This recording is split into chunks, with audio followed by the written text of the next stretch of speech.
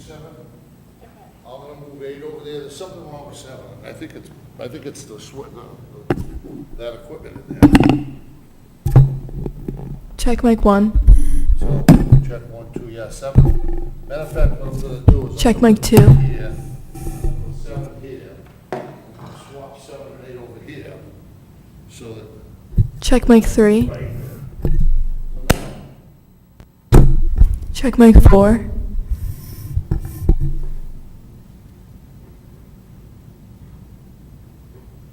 Check mic 5.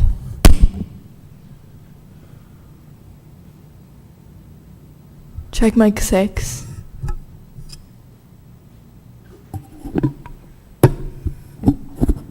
Whoa. Hold on a second. Don't do anything. Sit right there. I think I turned it down. Right? Check. You can do my case, but it's gonna be low. Just check it anyway. Check mic 8. Wow. That sounds okay there. Yeah.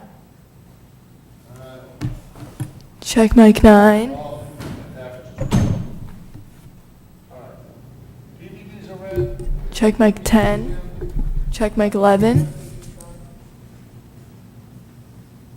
Check mic 12. That was mic 1. I'm gonna leave 7 down. Don't turn 7 up. Okay.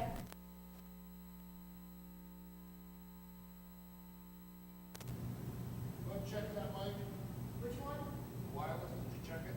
No. Something weird about 7.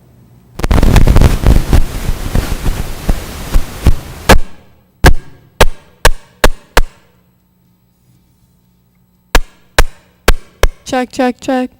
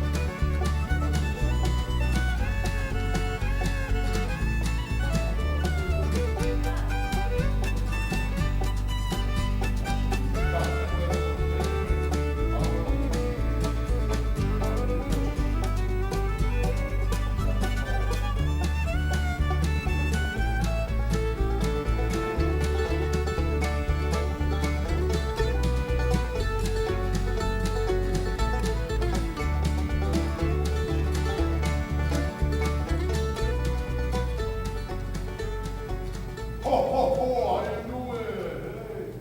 How do I look?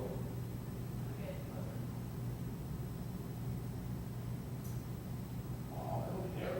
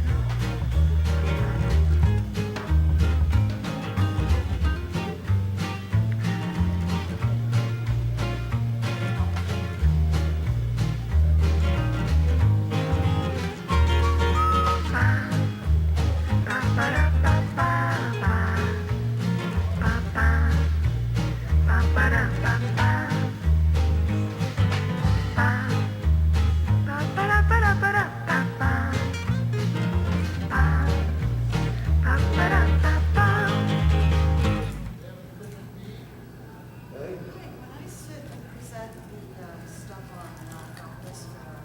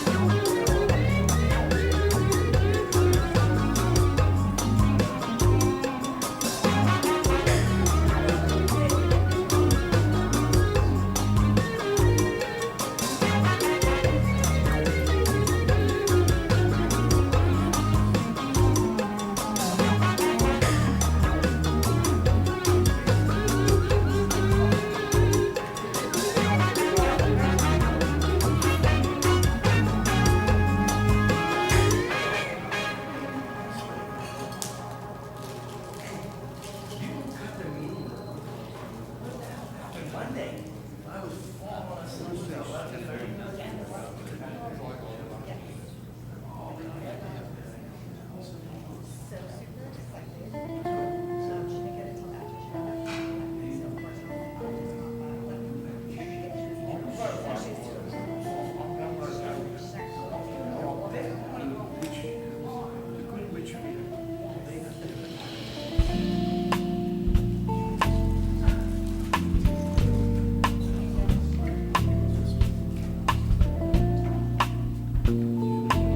you don't want us to sit with a camera?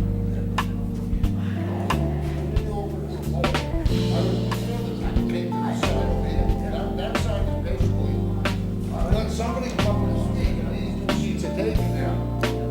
And you know, somebody sitting here can put stuff here and. It's okay.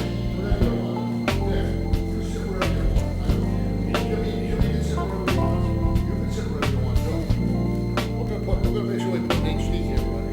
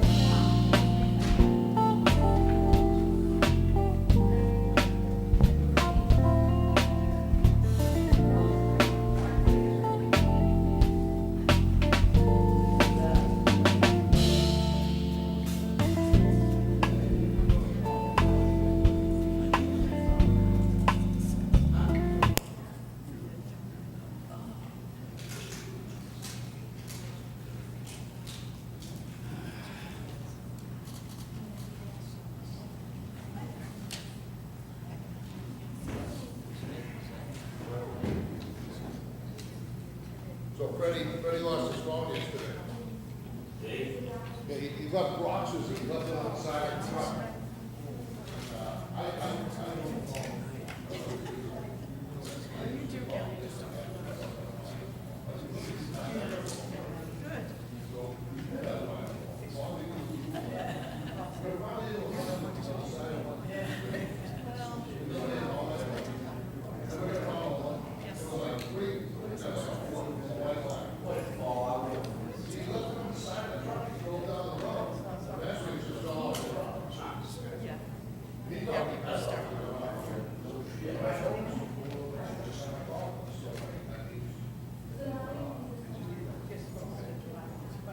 I don't know. I don't know. I don't know the ins and outs of it.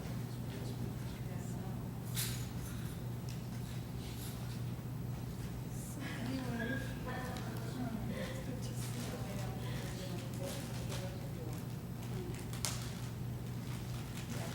each day. Yeah. Aging at different rates. Yeah. Oh, no, yeah. And, Sarah. No. She's now working. It's funny when you see somebody in a trailer, you should know. Oh, I know, yeah, yeah. We're out of contacts.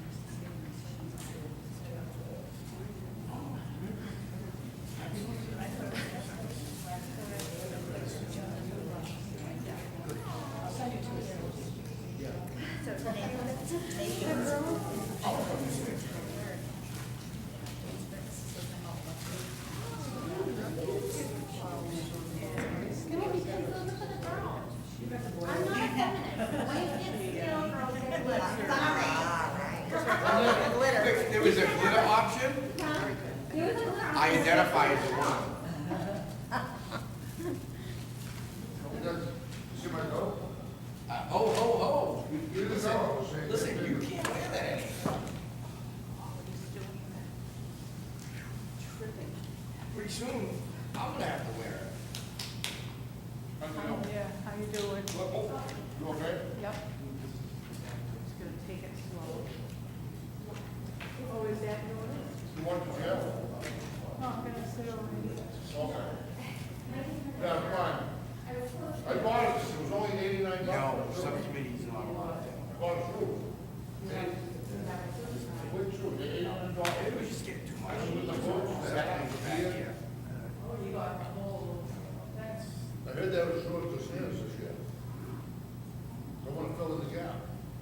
touch the pot, you know?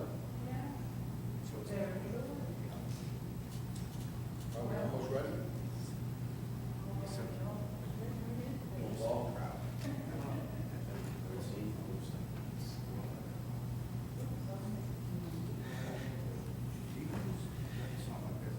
Slow but sure, right, Gail? Slow but sure. Slow but sure, you get there. Yeah, step and step. And then, At least it's not Tim Conway slow. Tim Conway is,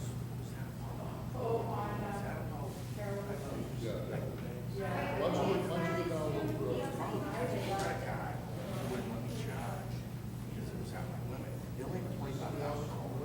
That's max, John Pack.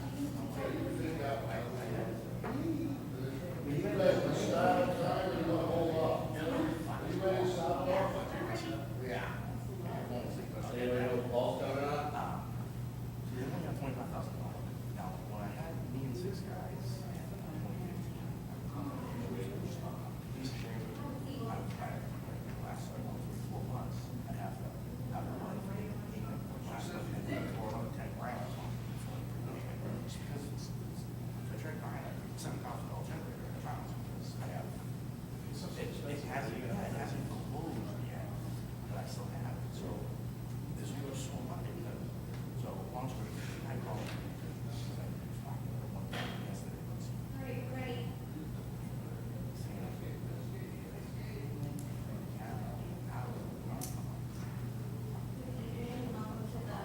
Meeting. We'll start with public open forum.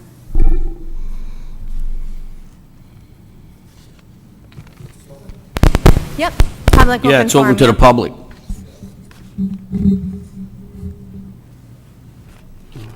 Agenda like usual. Yes. Thanks. James Fisher, Seaview Road, New Hampshire. The last meeting, the conservation meeting, November... You want to pull the microphone up closer? Okay, the last meeting... No, I don't think it, no, it doesn't seem like it's working. This one? Oh, that one works much better. Good enough. Great. So the last meeting, conservation, was November 9th. I was watching it on TV, and I saw Mr. Gagnon speaking about various things, and one of the things that I had a concern about were e-mountain bikes. They were thinking about maybe banning them on all the trails in Pelham. Is that correct? Mountain what? E-assist mountain bikes. He was thinking about banning them on the trails in Pelham. I haven't heard that. So that was in the conservation Maybe meeting. motorized mountain bikes or motorized bikes? Was to make it clear, an e-mountain bike is, you have to pedal it. It has an electric motor, but you have to pedal it. It does not have a throttle like a motorcycle. It doesn't do anything unless you pedal it. It just gives you a little assistance for what you're doing. I think anything motorized is off limits to the trails. Really. I'm pretty sure. So we have all these trails in Pelham, so just to be clear, we have maybe 38, 40 miles of trails in Pelham, and they're for walking only. No, you can mountain bike, but not motorized mountain bike, as far as I know. So even when you can pedal, you have to pedal it. It does not have a throttle. I think anything that has to do with a motor is off limits. Well, correct me if I'm wrong, but Mr. Gagnon said he had used Hollis as an example, and they allowed these, but he wasn't so sure about that in Pelham. So I'm a little confused on this. was that conservation? I'm talking about the e-assist mountain bikes. On November 9th, you would address the Conservation Commission, Yeah. and I'm concerned about that. Jim, can we put on Paul's mic? Print the thing, push it. Try now, Paul. Okay, how's that? That's good. Okay. It's a good question, Mr. Fisher. I'm not sure there's a clear answer. My ordinance, I had put the language in that it would be allowed for electric assist. I thought that was fair and they should be allowed. There's some question as to whether the ordinance will ever pass because, and I'm going to report on this later, because it conflicts with some other ordinances apparently. I'd have to reread the state law that says motorized vehicles aren't allowed, ATVs aren't allowed unless you have landowner permission. But I don't, at this point, I wouldn't say yes or no that an electric assist pedal bike would be allowed or not. My personal opinion is it should be. Look, that's We good have to do because, something, I would be in favor of doing something that made them legal. Because I think they're very light, they're relatively low-powered, they're They're under- largely pedaled. so when I talked to you on two different occasions, one was 10/6/2022, Okay? and the other one was 10/28/2022. Yeah, I think And we I was met on the trail. I was on the Yeah. e-bike both times. and Yeah, I you- was impressed. You asked me about them, you said your Right. son had one, it was pretty cool. Yep. Good way to get around, all Right. that stuff, great. You know, honestly, I run into very few people out there with them. I don't think there's a huge impact. think My it's son and I- growing, though. It's My a son and gr- I enjoy it. Yeah. You know, something we do together. I can't see it doing any more damage than my just mountain bike without electric assist, That's my opinion as well. you know? But it's, in terms of what the law says, I think it's somewhere in the gray. I'd like to think we make it black and white and make it legal. Well, And my intent was to. Okay, correct me if I'm wrong, you said Hollis allows it? The Hollis ordinance, hang on, I have it. Sorry, I'm a couple minutes late.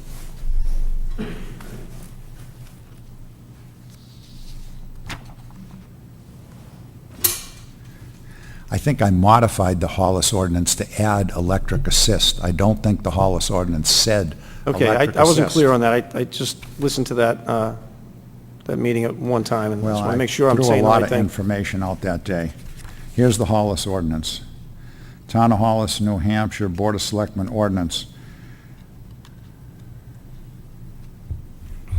Unless specifically prohibited by deed or easement agreement, the following activities and uses are allowed. So pedestrian uses, horseback riding and sledding, non-motorized bicycles on established trails. See, they say non-motorized, but this was passed in, I don't know when this was passed, it doesn't say, oh, wait a minute. Well, amended 2010, so, you know, 12 years ago, electric I don't even think assist they bikes, existed. I don't even think they existed. I so don't think they did. I could be I wrong, could but- see where they wouldn't have put that in, but I can tell you that the draft ordinance that I put up and I presented to the fire chief and the police chief specifically said, non-motorized, it said electric assist bicycles were allowed. That would was be my good. proposal. I would like to see them to be able to be used, you know, on all the trails. You know, when my son and I are out there, we slow down and we stop if we see somebody walking with a dog, and we ask them if the dog's okay, it's fine, you know, we'll either walk by them and we go really slow, everything's good. And I talk to pretty much everybody out there, and I ask them, does this bother you at all, us being out here? And I've never had one person say, yes, it bothers me. Well, from my perspective, they're quiet. In fact, they're silent. They don't make any noise, They no? don't make any noise. They're environmentally friendly. There's no gas fumes. They're lightweight. They're not these big, heavy, gas-powered, you know, 40 to 50 two-cycle pounds. engines. Right. They're not, you're not out there spinning your tires and running through the mud. This is a pedal bike with a little bit of electric assist for those of us, I'm older than you probably, Mr. us Fisher. old guys who need a little but oomph for to us get old around a little guys who farther need a than little we help. can. I'm Yeah. all for them. And if we need to pass an ordinance that says they're legal, I'm in favor of doing that. I would like to see that. Okay. Can I step in? Paul, you kind of said that it seems as though it's not going anywhere because it conflicts. Are we wasting our time talking about it? I hope not. I think, you know, like anything you want to have done, doesn't necessarily happen the first try. You might have to go back at it 2 or 3 times. And I haven't had a chance. I've asked Chief Perriello and Chief Midgley and Joe Rourke to get together and talk about what conflicts with which ordinances and what can we do. Do So we that narrow possibly it? may go to town council too, to And- get checked and- out. Yeah, so I think it's in the infancy stage. As Mr. Fisher said, I just presented it to the Board of Selectmen a few weeks ago, and I've only had chance to review it with Chief Perriello once, and she did the research to see that it conflicted with something. So I'm by no means ready to give up on it. It just didn't slide through. Okay. I just had one more thing. I met a gentleman named Tim Kennedy. Is that, did I get the name Yeah, right? he's right there. So, we just met up with him one day, my son and I, and it was at the trailhead at the Gumpus Pond Compass Pond Trailhead, we were maybe 100 yards in, and we were just shooting the shit. I'm sorry, just discussing some things. And he had mentioned they were going to put like a step. There's a small incline. They were going to maybe do a step system up there. And I asked him if he could leave a little room on one side so we could ride our bicycles down there. He was very nice up to that point, and then after that, his demeanor completely changed. And he said, no way, absolutely no way. And I don't understand why, I don't know what capacity he has in the trail system, forestry, conservation, but I really don't think that that was the right thing to say to us at that time. You can come up, Tim, and talk.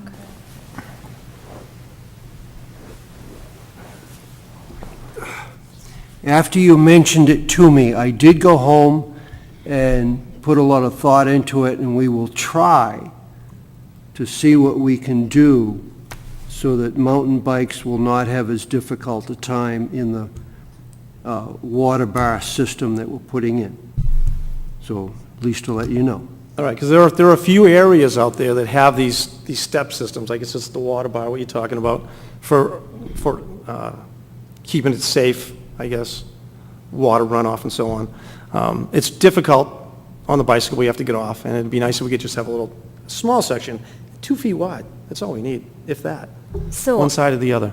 I think Tim gets, not upset, but protective, because he puts a lot of work into the walls. He makes a lot of walls, and he makes a lot of steps, and they literally get torn up by mountain bikes. I mean, not mountain bikes, dirt bikes and ATVs. They literally get moved, the rocks get pushed.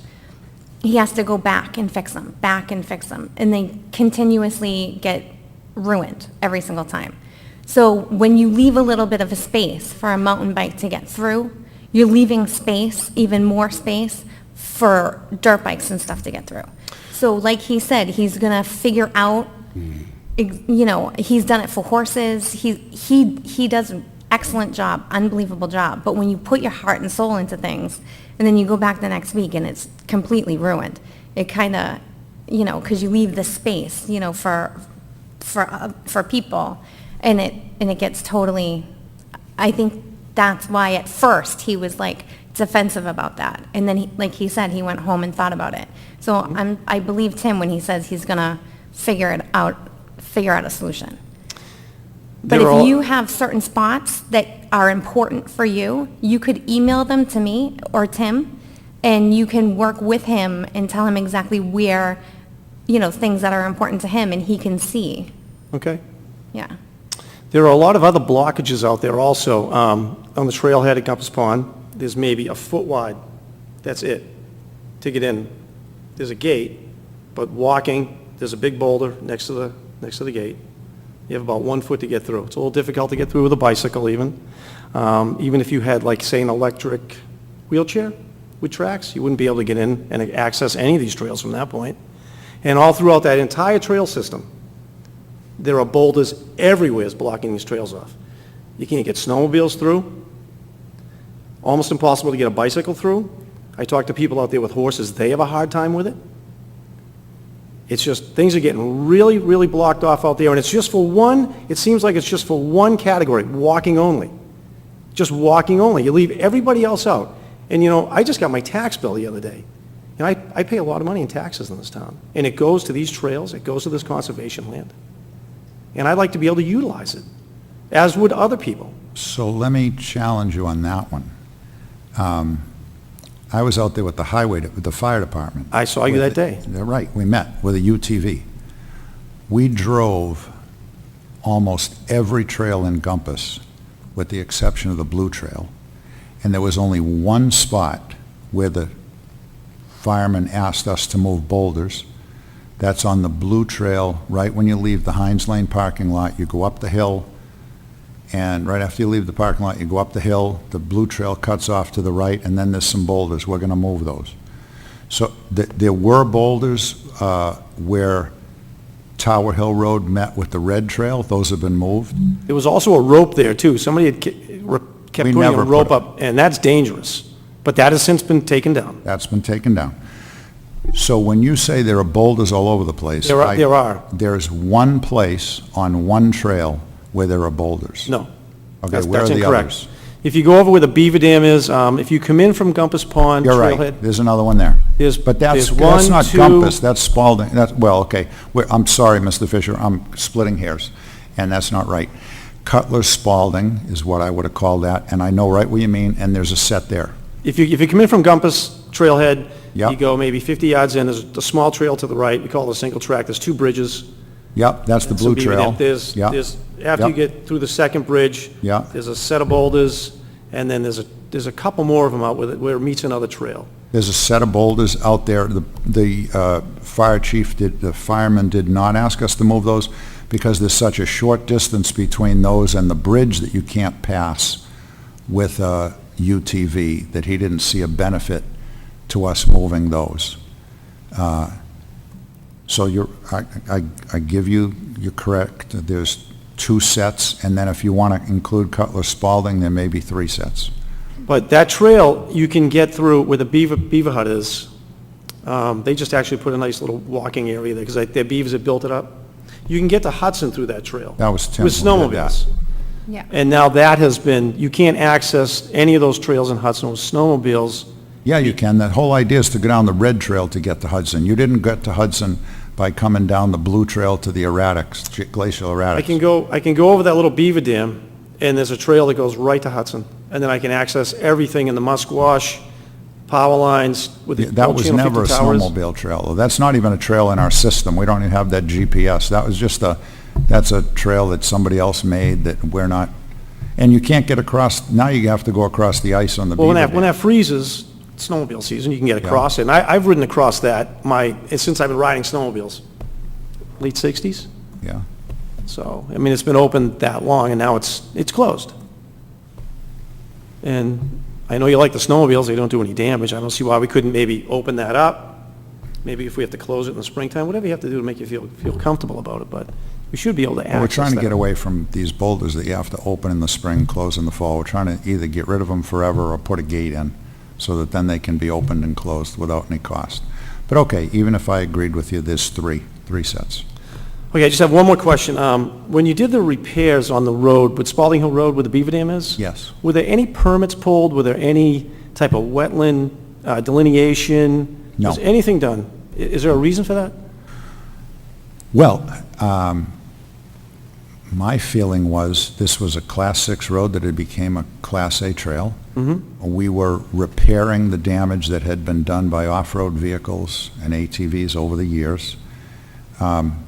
This wasn't a new wetlands crossing. This wasn't a dredge and fill. We did It fill. was a wetlands crossing. We did fill. There's about 100 or 200 yards of wetlands crossing there. Well, there was certainly water from the beaver dam crossing the road, I grant you that.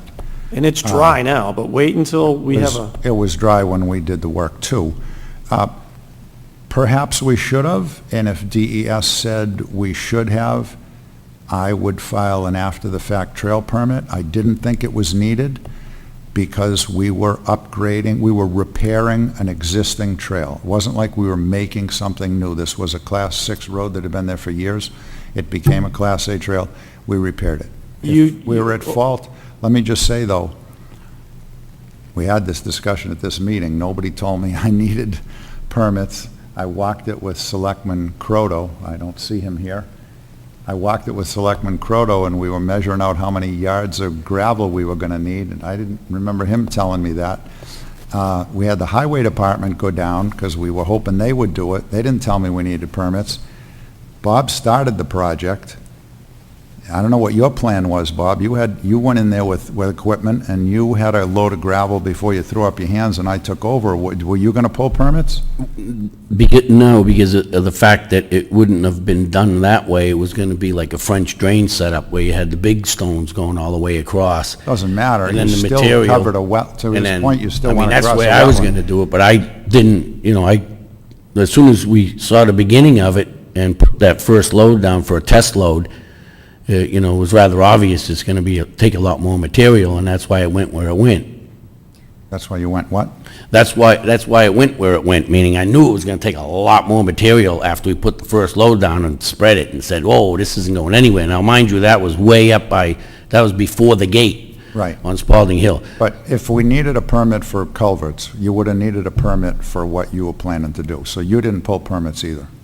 Well, I didn't do the job. Well, you were going to, until you Yeah, gave up. But I didn't, yeah. Yeah, okay. You did but part of the job. when I- You dumped stuff when I- without pulling a permit. So none of us pulled permits because we didn't know, we were not told that we needed permits. Well, I didn't put anything anywhere where it would have been effective on anything that had anything to do with permits or wetlands. Well, if you don't do anything, you don't need permits. So Right. because So- I did the job, I guess I'm the one who gets in trouble. Well, the point I'm trying to make is if there was an existing culvert there, which you put 2 in that one, We that did, spot, and that's you put correct. 1 at another spot. Yes, sir.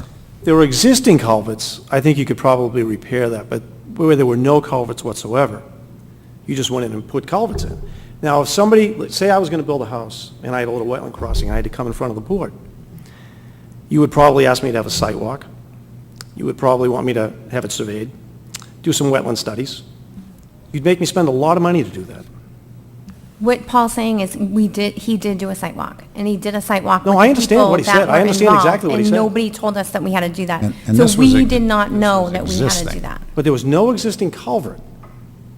You I'm put a not sure culvert about in. that. You might be right. I don't know if there were there might have been culverts under there. They're probably all plugged. Somebody who put that Class 6 road in probably put a culvert there years ago. We didn't dig them up, and we didn't try to clean them. You're right, we put 2 new ones, but I suspect there were old culverts under there somewhere.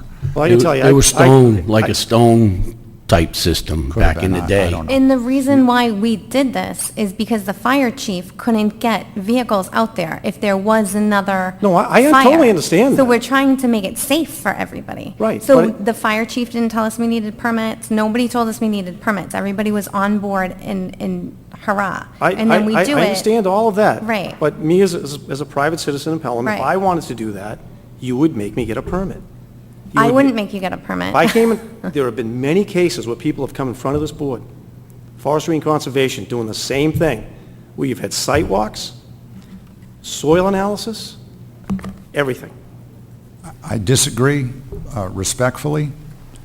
This was an existing trail that we upgraded. The things you're talking about are new developments, new wetlands, where the wetland boundaries aren't understood, and there's dredge and fill going on. This was an existing trail that had existed for God knows, you know better than I do, how many years it Well, existed. it could be a couple hundred years We were old. upgrading that. I don't think there was a need to do wetland studies. We were going down an existing road. We were not dredging. We were filling, granted. We put in culverts, granted. And as I said, Mr. Fisher, if I'm guilty, I'll do an after-the-fact permit with the state. And I can call the state and see if I should have done that. Maybe you've already done that for me. But we didn't feel that it was necessary when you're upgrading a trail, repairing a trail, to get that kind of permit. The worst we would have to have done is, the most extensive we would have to have done is to have gotten a trails permit, which is very different from a new subdivision. Usually people are putting in roads if they're doing a wetland crossing. Well, it could be a driveway, it could be Yes, a road, correct. something. Correct, it could be a drive, but it right. doesn't exist. So there's quite a difference between something brand-new doing a wetland crossing and repairing an existing Class 6 road, which is now a Class 8 trail. Nonetheless, I'm not trying to be argumentative, and I respect your opinion, and you're probably right. Maybe we should have pulled a permit just to cover all our bases. So, you know, I'm acknowledging maybe we should have done that. Can I ask a question? Go to Deb Waters. Deb, because it went from a Class 6 road to a Class A trail, does that change things on culvert permits or anything like that? You've been studying the law.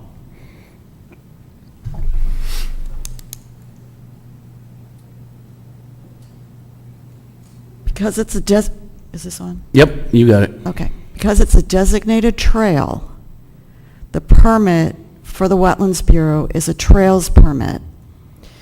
It's a notice-only permit. There is no approval of the permit. It just goes into the state to notify them that you are working on a trail.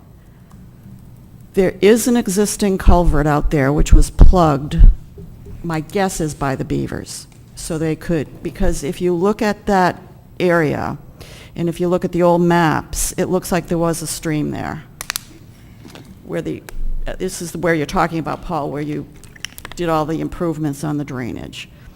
That was a stream at one time, if you look at the old maps. My guess is the beavers plugged up the stream and also plugged up the existing culvert there, at least one.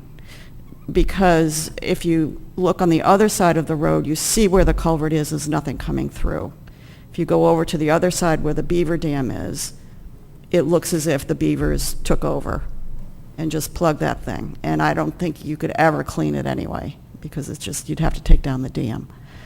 But I'm not convinced, from my understanding of what is needed on a trails permit, that you would need even a trails permit for this. I look it up, I will happily look it up to see if there's anything on that permit.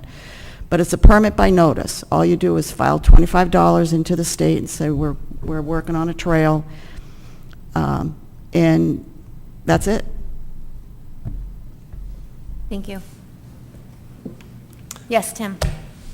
I just wanted to reiterate on the trail work that in situations where we need to put in drainage protection, you may have to ride a couple of inches of rise. There may not be a way to prevent that, but it won't be like 7 or 8 inches. It'll only be a couple of inches.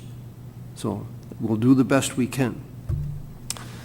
Well, having lived there pretty much my whole life and seeing, what happens when we have a high water table, like a heavy snow load and a lot of rain in the springtime, what was done there, I can almost guarantee you with that beaver dam, it's going to be 300 yards downstream, all of it. It will not handle it. And time will tell. We'll But find anyway, out. Thank you very much for your time. I appreciate it. Thank you. Charlie, any? We do have one contact, and that is from the trail adopter at Peabody.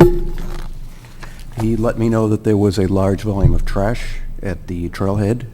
I removed that, and then he got back to me and informed me that there had been somebody camping in there.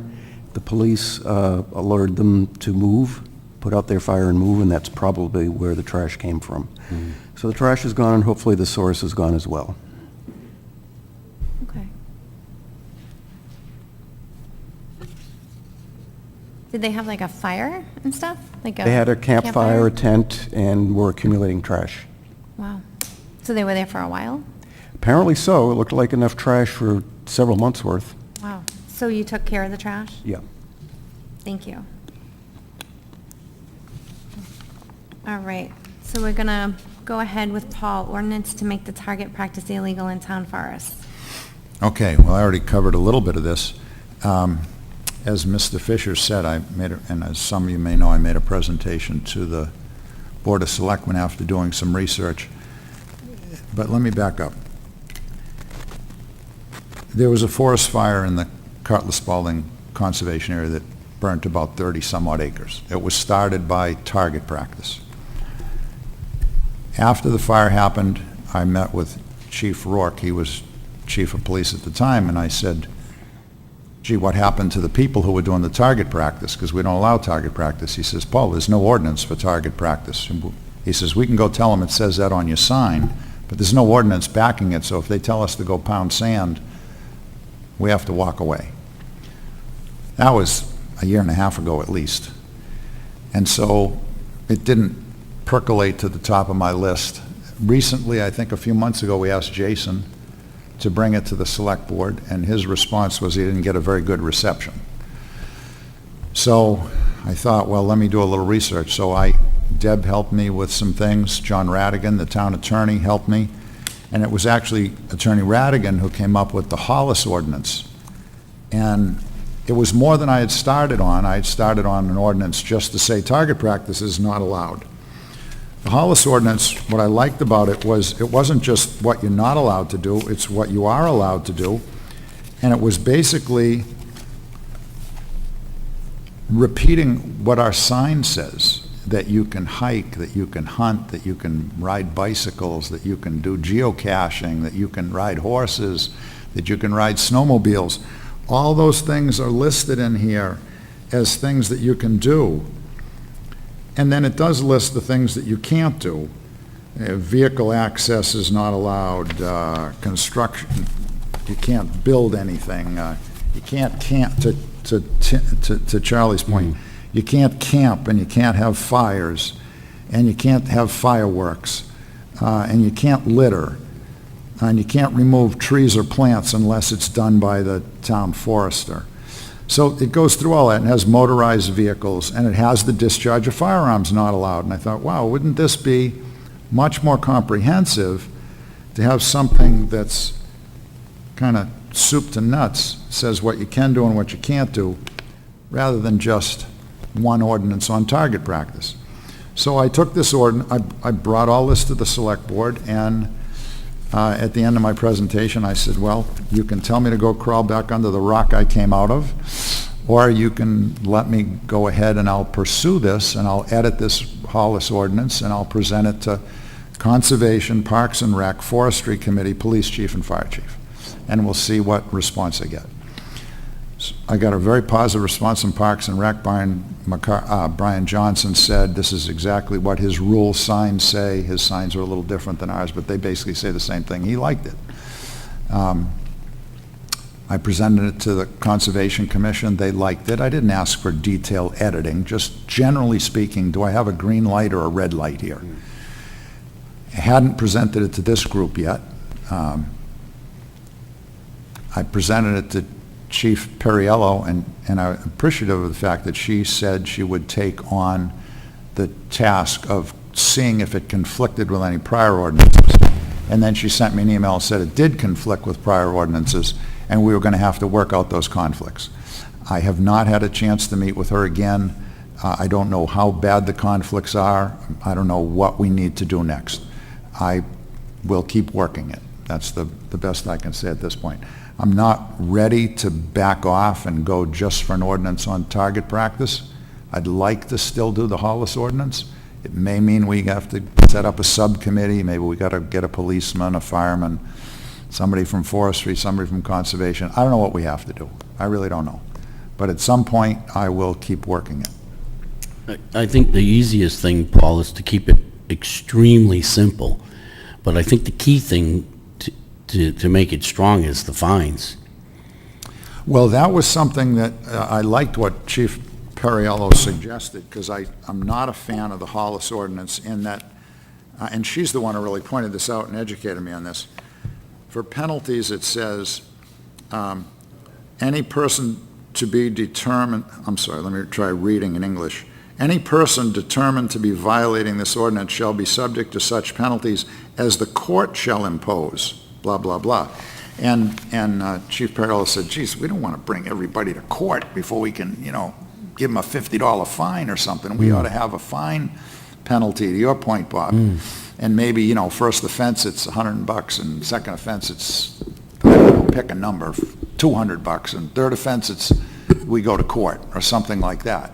So she was going to help me with the fine schedule. I had really no input on that. I was going to leave that completely to her. I still am. But apparently some of the other things, and I don't know what they are, conflicted with other ordinances, so I just have to work it. Yeah, I think if it gets simplified, it'd be easier to get by them. And from what I understand, it's just something that the selectmen will have, I think the can problem is basically that take a it's vote on it. too simple. So you can hunt, but it doesn't say no target practice. So that's the problem. Well, But we they're two can't say different no things. guns. Right, so we have to be more specific. You can go hunting, but you can't do target practice. It's the can and can't. And I think it's too simple right now, and for you to specifically say what they can and can't do is extremely clear, and I think it's a great idea. Well, I'm gonna Yeah. pursue it. Yeah. I'm gonna pursue it. All right, thank you, Paul. Can I ask one more question? Am I spelling it out correctly that it's not something that will go on the ballot for the taxpayers to vote in. From what I understand, this is strictly a selectmen's ordinance. I think you're right. Okay. I think you're right on. I believe the Nice. selectmen have the right to set the rules for what happens on town land. And I think possibly those fines too, but I just want the people at home to know It's a good point, Bob, that and I think you're right. I don't believe this is something that they'll see on the ballot. I think it's a little like setting speed limits, you know? You don't put that on the ballot to say, do you want the speed limit on Dutton Road to be 35 or 55? No. Yeah. The police set the speed limit. Yeah. All right, we're going to move forward. Deb, you're up next with Gumpus Pond Blue Trail Loop update.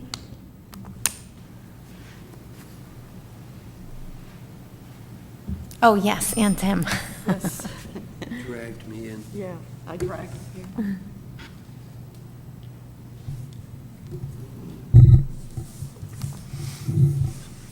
This is the map, the trail map, I don't Oh, you have to put it under, it takes a second, I think. know. Okay.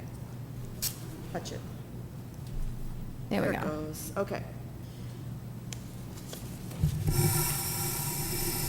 So in September,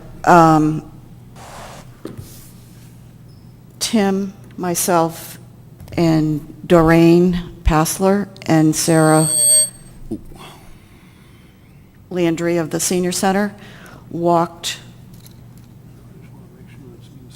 the Blue Loop Trail.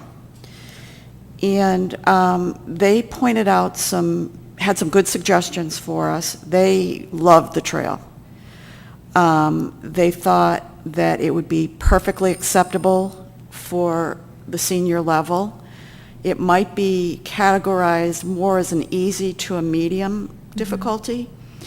They have purchased, I believe, at the senior center, walking poles, so people can sign them out if they need walking Oh, poles. that's a great idea. Yeah.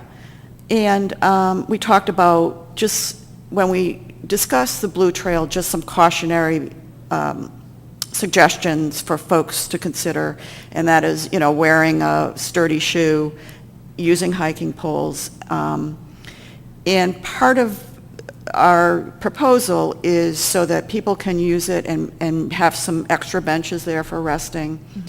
But I think from our walk with them, they were very enthusiastic about the Blue Trail. They thought that all of the activity out there would be really interesting for the seniors. And they also had some other suggestions for other activities that they might do out of the senior center, such as photography, walk, or nature walks with a guide or something. But they were very enthusiastic about the Blue Trail. Nevertheless, there is work to be done. And I would categorize a lot of it as just maintenance 101, right out of the manuals. And so I'm kind of going to turn it over to Tim. Two things before he starts, though. One is the water bar system that we're proposing is explained in New Hampshire DES Soak Up the Rain program. And it's actually a program through DES that proposes certain types of activities to prevent pollution and runoff and clean water. And this water bar proposal that they have is pretty much what we're going to try to do out there. So it does have study behind it. It is New Hampshire DES sanctioned, Soak Up the Rain program. So this is kind of why we're proposing this type of system out there. So on that system that she's talking about, as you leave the parking lot in Hines Lane, you go up an incline, you go down a little bit, and then you start this fairly long rise to where the two boulders are. The plan is to basically build a series of terraces in there. And I will try to accommodate mountain bikers a little bit, but they're still going to have a little bump. There's no way to build it and have no bump at all. It's just inevitable, okay? but that's going to include gravel that would be brought in to smooth out the spaces within the terrace. The next big project is going to be, there are 2 benches locations that I've come up with, and in talking to Adam, right? Yep. Yes. He thought that this would make a great Eagle Scout project in conjunction with dedicating those 2 benches to 2 of the veterans in Pelham that lost their lives in Vietnam. So, to me, this is like, okay, we don't have to do it. The Boy Scouts are going to take care of the benches. Yeah. There's some basic maintenance of cutting down a couple of stumps that are sticking out. The last piece of the puzzle is a result of the work of the beavers by the glacial erratic. I have built a couple of, I'm going to call it temporary, natural material bridges that you can walk across, but I suspect that ultimately we'll have to install a big fancy bridge like the very first bridge on the Blue Trail. And we may have, Charlie suggested we may want to simply leave what I've done intact so people can see this was old school. This is how you do it back in the day. And then right beside it, have the big expansion bridge. And that's about it. Yep, that's about it. And my only other to-do list on the list here was a sign. They thought a nice sign on the trail to add to the bench, the Boy Scout bench, would be nice, so people knew there was an overlook. But I think that's pretty much covers it. So that's where we stand. I have put together a back of the napkin estimate of what we're talking about. There'll be quite a bit of work on that, the water bars. There's quite a bit of work that's needed, and with the pressure-treated lumber and that sort of thing. The terrace system is not going to be a one-day project. Right.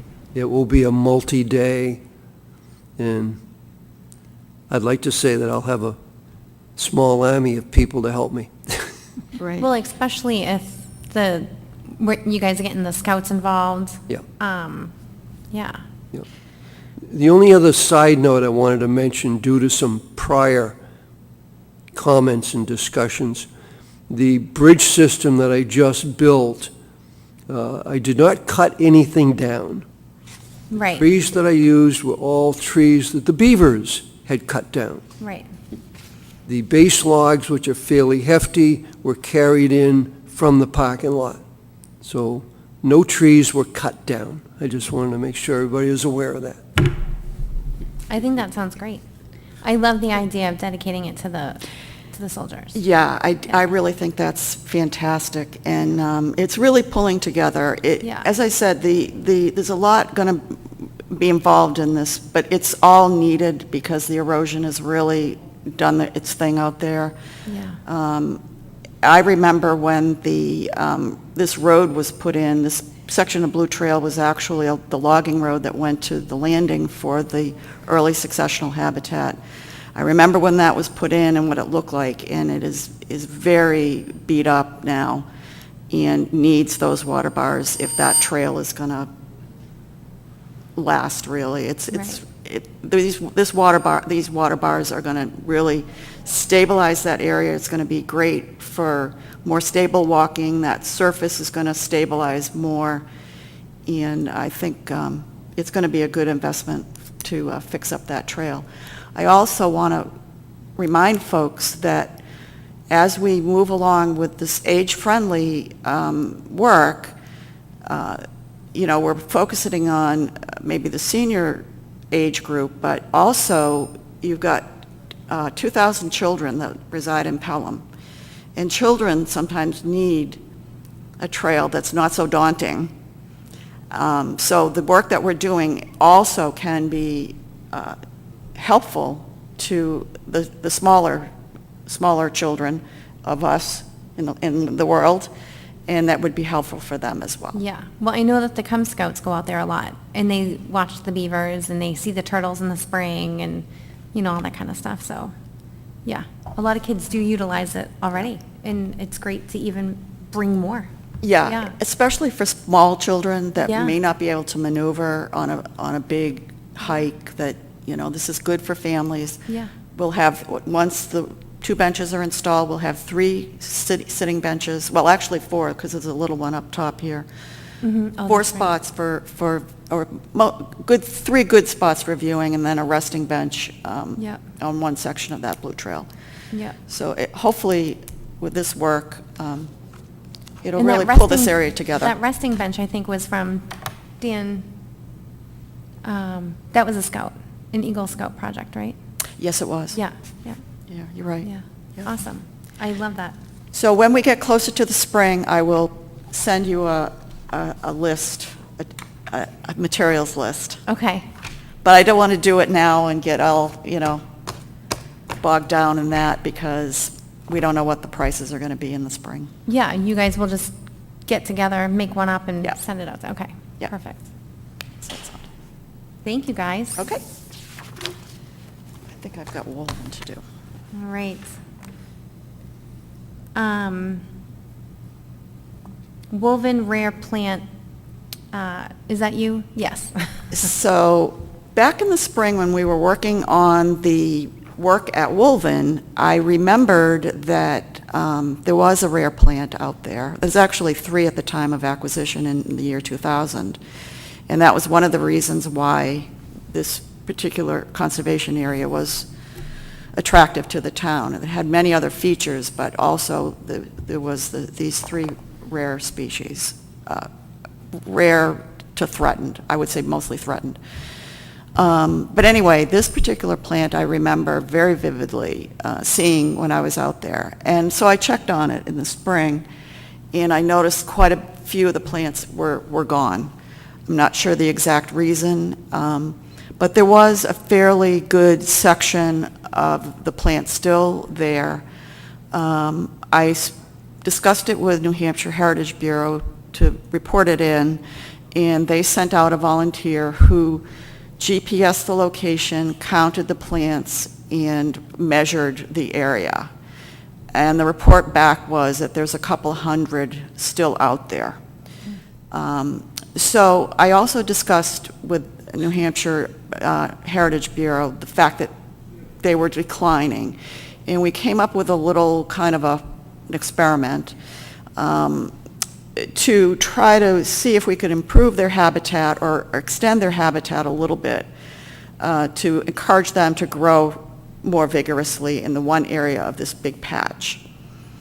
At the end of November, volunteers, including Paul, and I'm going to forget everybody, and several other volunteers, and I spent an hour just kind of clearing some brush and kind of creating a little bit more of a little spot that these guys hopefully will migrate into.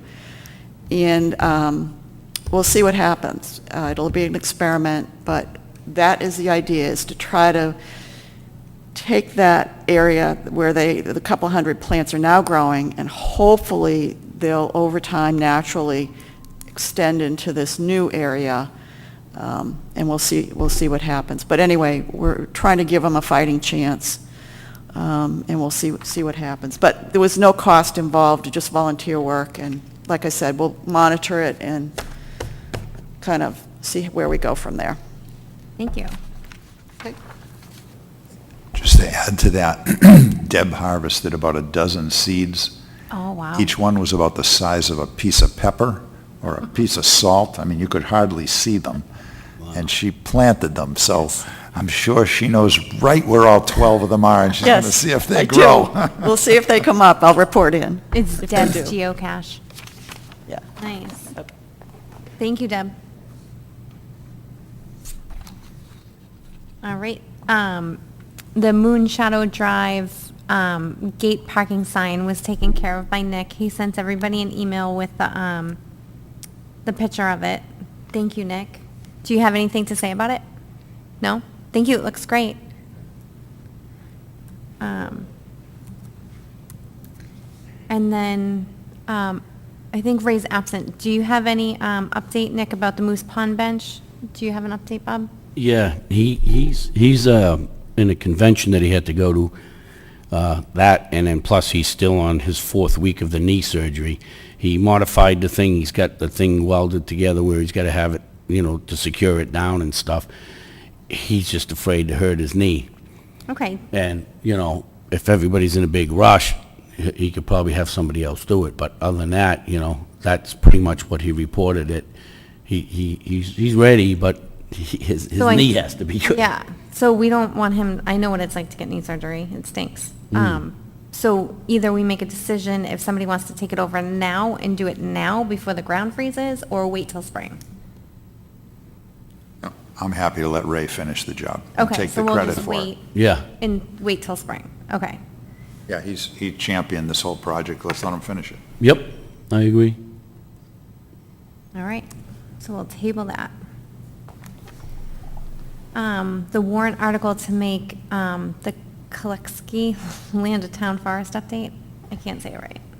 That's okay. That's Klakowski, and the warrant article's been submitted and accepted by the town. I haven't seen the full slate of warrant articles, but I fully believe it'll be on it. Paul, can you explain to the people at home that are watching this? Yeah, good point, Bob. Because that doesn't mean anything. You're right. I'm assuming that's the cell tower Blueberry Circle property, correct? That is correct. So the Conservation Commission purchased approximately 35 acres of land that abuts the Blueberry Circle Town Forest, which, as Bob said, is where the new cell tower went in, but nobody would know that either if they don't know what Blueberry Circle Yeah, is. exactly. Blueberry Circle is a little cul-de-sac off Dutton Road, so it's in the southeast part of the town, over pretty by much, yeah. Methuen. And as I said, there was a 20-acre conservation area. We've added about 35 acres to it. And then the next step is to ask the voters if they want to make that into a town forest, and if they do, then this committee gets to manage the property. We can do a timber harvest, although a lot of it's wet, so there won't be a huge timber harvest. But there is a nice trail network in there. Yeah, I'm sure you know about it, Bob. yeah. And I've actually hiked it several times, and I find it's one of my favorite winter hikes, because I hike out to the White Cedar Swamp, which is in Massachusetts. Gotta but I be go through frozen this to get land there. there. It's gotta be frozen to get Yeah. there. But if you go through this land and go out to that, I've seen more fisher cats out there than anywhere. Yeah, that's, So it's a nice piece, and I'm confident, the voters always support us on these warrant articles to declare land a town forest. I'm confident it'll happen. can I ask a question, Paul? I'm curious. Is the cell tower actually part of the town, like the road going to the cell tower, is that part of the town property, or is that part of the cell tower that's separate from? It's what you said at the end. It's separate. It's not town-owned. The cell tower parcel includes the road you just described, Bob. Yep. And the fall zone around the cell tower. 150-foot fall zone, if I remember Yes. correctly. So that's why it's like 3.5 acres, because if the tower falls in any direction, which It has to it's cover. highly unlikely it would, but it would fall on the private property, not on town Okay, land. so the road going in theoretically is private. More than theoretically, Go with it. absolutely, is private. But Come on, you guys, what are you doing? okay. But I think an important add to what you just said is that once the cell tower is no longer needed, that land reverts to being town land at no cost to the town, Including the road. including the road. So we've essentially bought it, but we allow the cell tower company to own it until the cell tower is no longer used, and then it becomes town land. So it can never be developed. It can only be used for telecommunications facilities. Right now, the top of the antenna, as you know, Bob, has the police and The fire. town police and fire up top. Exactly. They have their radio communication. So probably going to be a while, if ever, before that tower goes away. Yeah. But when and if it does, that land will become town land. Okay. All right. Thank you. We're gonna move on to the timber harvest update. Very briefly, I got a call from Eric just on Monday, and he says they're starting at Spalding Hill next week. Okay. All right. And following that, they'll be on Sherburne Road at the Merriam Conservation Area. Okay. All right. Charlie, you have the beaver trapping update? Beaver trapping. Derek has finished the fall session. He worked mostly the south side of the pond. He suggests repair or replacement of the beaver pipe, and we've discussed that before. We don't really have a way to repair it. We could consider, if it becomes a problem, installing one on the west side of the pond. So we're going to have to wait and see what happens in terms of flooding. He also tells us we can put fencing around target trees. He would point those trees out to us. Next trapping is suggested to be done in the spring. And that's it for beaver trapping. Putting what around the trees? Fences around target trees. Apparently, he can come in and tell us, these are the trees the beaver are going to drop, although they seem to be dropping everything. Okay. But if there are specific trees that we would like to ensure that they aren't damaged, we can fence them. Okay. I don't know how many that would be or how much of an effort it would be. He's offered to come out and take a look at the area with us and give us some advice on that. Okay. It's like a deterrent. So I think we need to figure out what to do with the beaver deceiver, right? That's like his, for the spring, or? I think are we we've pretty gonna much clean come it to up? the conclusion that the one that exists, it can't be accessed by a tractor. Right. And we have had no luck doing it by hand. Yeah. So I think that's a dead issue. Okay. So we gonna like leave it there, or are we just gonna No put need in to a new remove one? it. I don't know how you would remove it without some Right. kind of power equipment. Right. Could we have like power equipment go out for like one day and pull it out, or no? Well, how are you going to get it there? You've got the two Will it bridges you'd have to sink? cross, or you'd have to come around the back end, and you've got Tim's Highways there. Right. They would have to be taken out and rebuilt. It's a big to-do. Okay. Nick, do you wanna?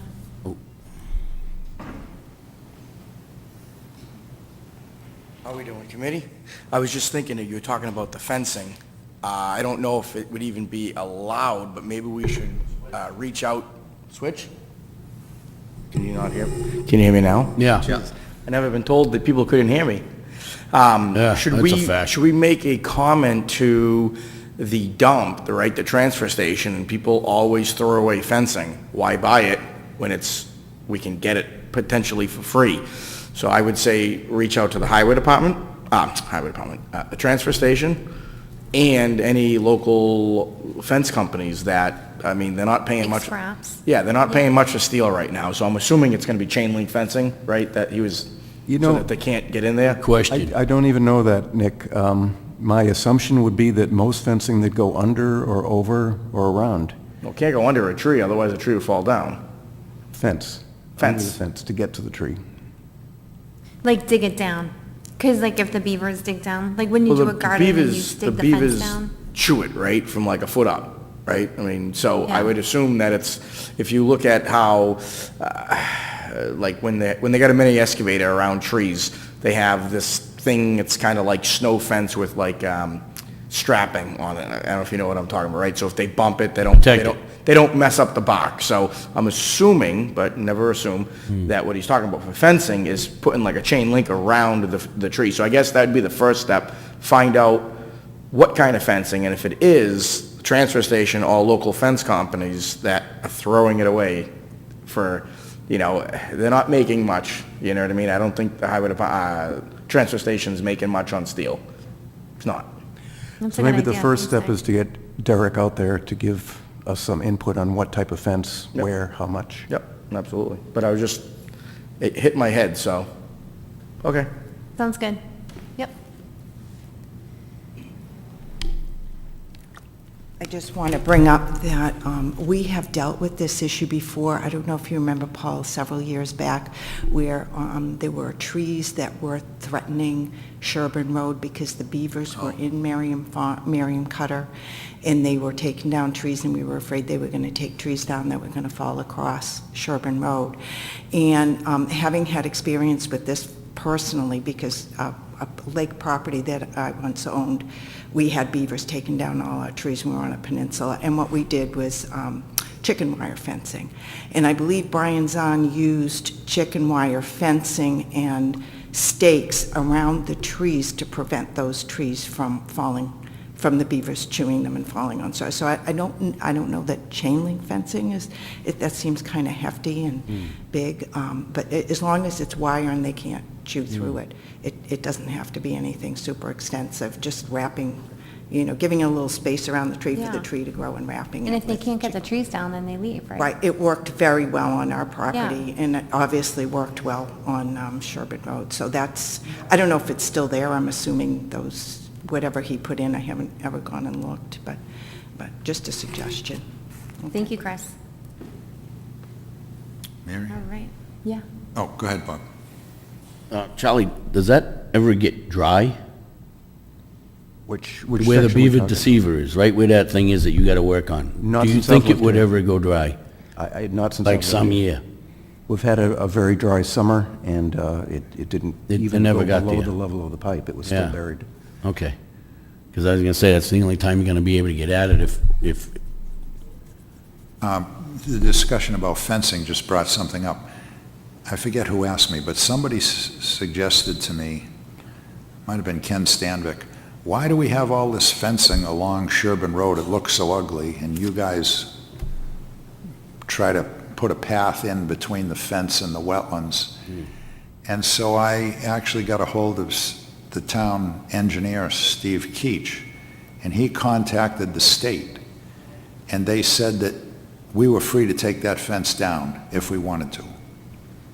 So there's like a quarter of a mile of fence that we can have. We can Yeah. wrap every tree in the Yeah. conservation area with fence. And it would probably be double benefit because we get rid of that ugly fence and might help out with the yeah, snowmobiles it looks in the strong winter. enough too, so it's not. I just never got It's not real around thick, to- but it's not real thin, but it's not chicken wire. No, it's what they call farm fencing, I believe. You have smaller holes at the bottom, and then as you go up, the holes get bigger.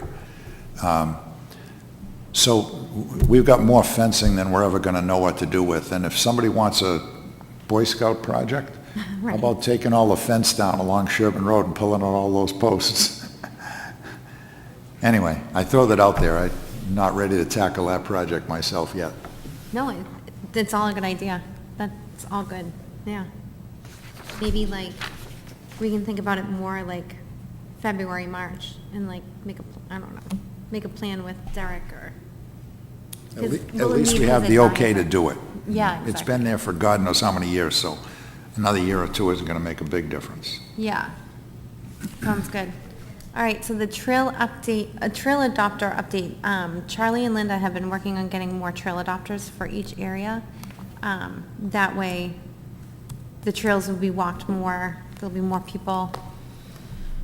Take it away. Yes. A month or so ago, I met with Charlie, and I had proposed that we increase the number of trail adopters that we have, not knocking any of the current ones, but just feeling the more the merrier kind of thing. So I sent out an email to all of the existing trail adopters, just seeing whether or not they were still active, were they interested, were they not interested, did they have comments, questions, suggestions. I got an email back from all of them. They were all still enthusiastic about maintaining the areas that they had signed up for originally. So then I sent out an email to all the Hike Challenge finishers, minus those of us on the committee who have completed the Hike Challenge, those people who are out of state and out of town. So it left me about 12 people of the list. And happily, I found extra adopters for Gumpus, Kirby Ivers, Peabody, Spring Street, Moose Pond, Calitri, Cutler Spalding, Merriam Farm, and Little Island Pond already had 3 people. So Cutter Merriam, Long Trail, Wolven, Veterans, Costa are still open. And I'll attempt to get Raymond Memorial Park as well. I'm not sure the scouts really are out there all that frequently. So if there's anybody who, was interested in that, I'll try to get somebody for that as well. So as people finish the hike challenge, I'm going to, reach out to them. There's a couple of people that haven't gotten back to me. There's another person who lives out of the country for a few months. And when she comes back, she's interested in helping us out. So, so far, so good. That sounds awesome. Yeah. And as far as the trail hike challenge goes, we're up to 25 people. There was 1 person in November and 2 people so far in December. Wow. It's been so mild. So it continues. Yeah, it's awesome. Yeah. Any questions or? I just want to say, I think that's terrific. I can't believe you got that many new trail adopters. Yeah. I I'm think sort of that's such surprised an too. important role, and Yeah. I didn't even know there was where to go for a list of trail adopters, and my apologies, Linda, I didn't even know you were heading this effort No, up. that was fine. Yeah. Shame on me for, I don't know where I've been head in the sand or something, but that's fantastic to have all those trail adopters, because the more eyes on the trail, and that way when, like I said this on email to you, I'll say it in public, when we upgraded Spalding Hill Road, if I'd known you were the trail adopter there, I should have called you and said, hey, we're doing work on the trail, come on down. And I know Tim does work on the trails all the time, like he was saying here, he hopes to have a, group of helpers. Obviously, these trail adopters are the perfect group for us to go to and ask for help. Or the project that Deb did, she had, I don't know, 6 folks along with me helping to clear that little area. And we had it done in an hour. It's the old saying, many hands make light work. It was wonderful. If 1 or 2 people had taken it on, they would have been there for a whole morning. So I'm excited. I think that's wonderful. I think though, when the trail adopter for Cutler Spalding, and I'll be at at least part of the timber harvest just because I'm curious. And when we do site walks or site work, I think it would be a nice idea to, when you send out an email to the committee, to include whatever trail adopters have that particular area, because I think that they'd like to be involved.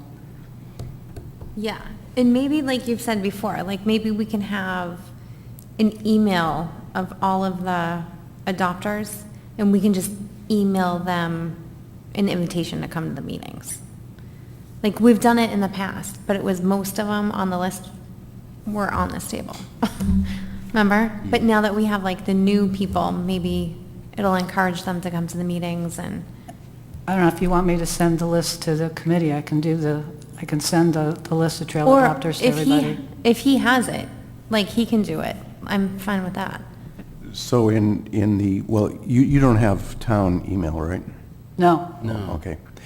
In our town email is an Yeah. address entry for the trail adopters, so you could just use that entry, but yes, either way would work fine. Okay.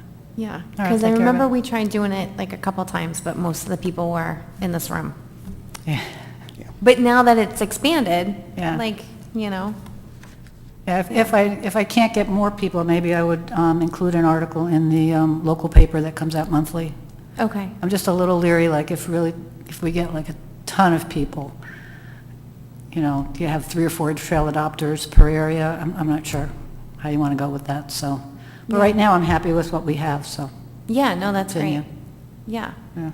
I think that's great, because I told you, I don't like to hike in the summer. And then other people do, because they It's have those more snakes. time. I know, Yeah. snakes and bugs. Yes, Bob. Curious, so, to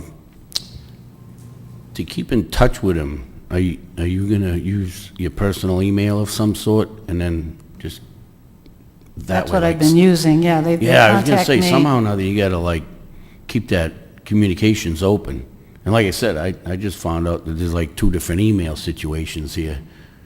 That's because you don't read emails. No, I didn't get any of them. I just found out today from the IT guy in the town hall that I wasn't connected somehow or another, because you have to go and do this and that and the other thing, so I hired a professional to come over to the house and figure it out for me. But it's all in now, but I didn't realize that there was a town email and personal emails. And reasoning behind it is what I was curious as. What's the reasoning behind it? Because that's Go- what the selectmen make us do. Like, my first day on the job, they made me open up a town email, and they told all of us in an email. And they probably did. I just never, I never did it. You just didn't And read that's the why I email. wasn't getting a ton of emails. I'm like, where are these emails?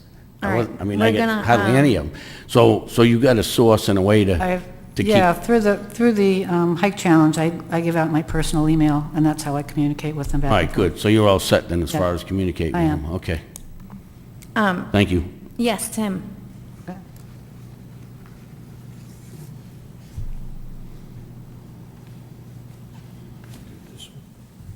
Can you hear me? Yep. We can hear you now. With the list of trail adopters, it sounds like we have an opportunity for this spring to maybe do a couple of training sessions so that I can show them, if you're going to do whatever it is, this is how you do it. I definitely think that that's a good idea for people who want to do the heavy Yes. lifting.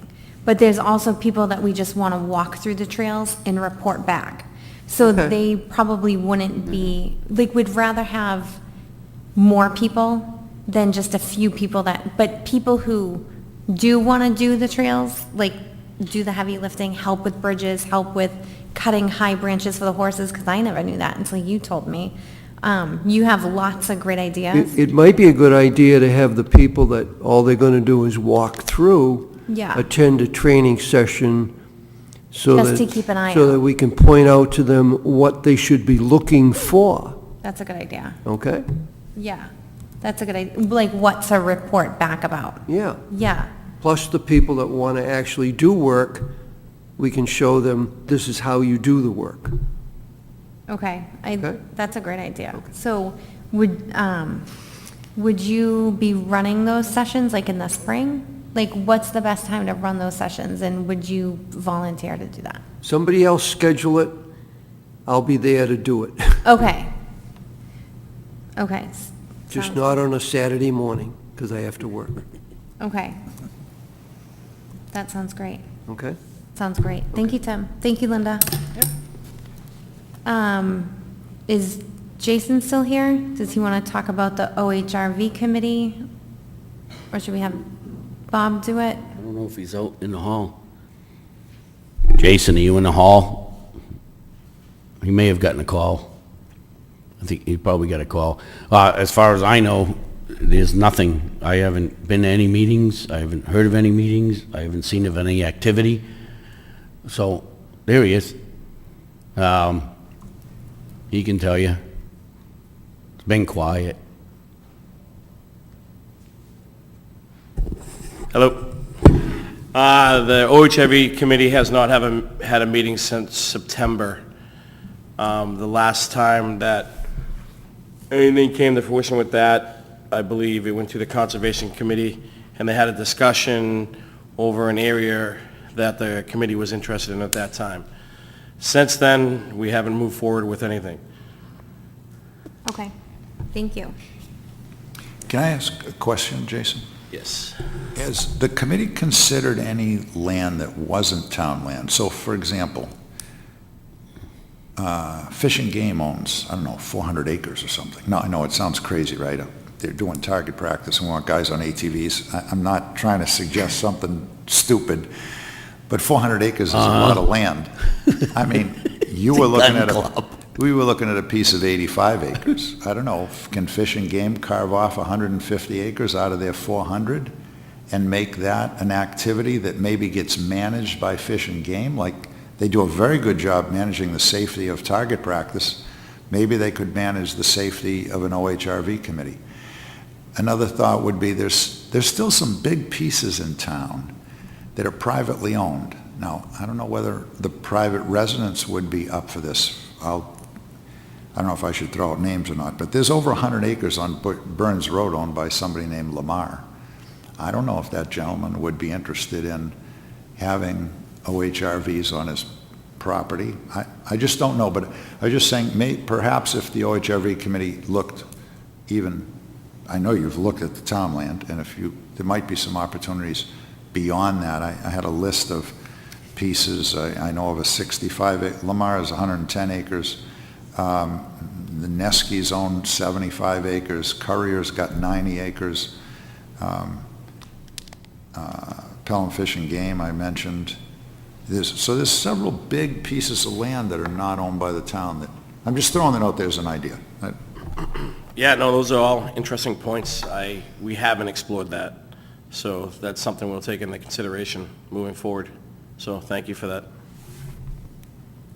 All right, and then, thank you, Jason. And I sent out the October's meeting minutes on the 26th that night after our, does anybody want to make a motion to vote them in, or? I'll make a motion to approve the October minutes of the Forestry Committee. I'll second. All right, all in favor say aye. Aye. Aye. Aye. All opposed? All right. Make a motion? I'll make a motion to adjourn. All right, sounds good. Second. All right, great. Meeting's adjourned, guys, 8:13. Jim,